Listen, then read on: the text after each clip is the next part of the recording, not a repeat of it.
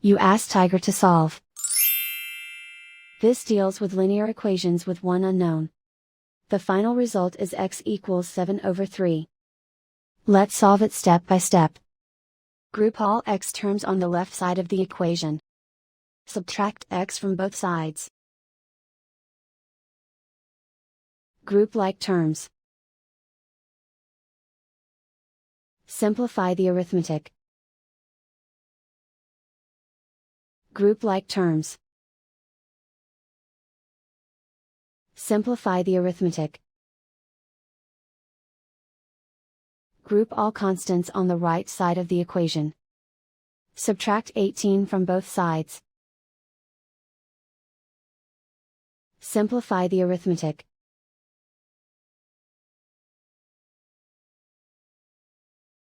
Isolate the x. Divide both sides by -6.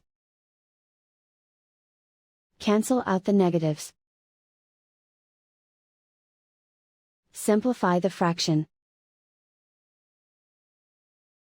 Cancel out the negatives. Find the greatest common factor of the numerator and denominator. Factor out and cancel the greatest common factor. And so the final result is x equals 7/3.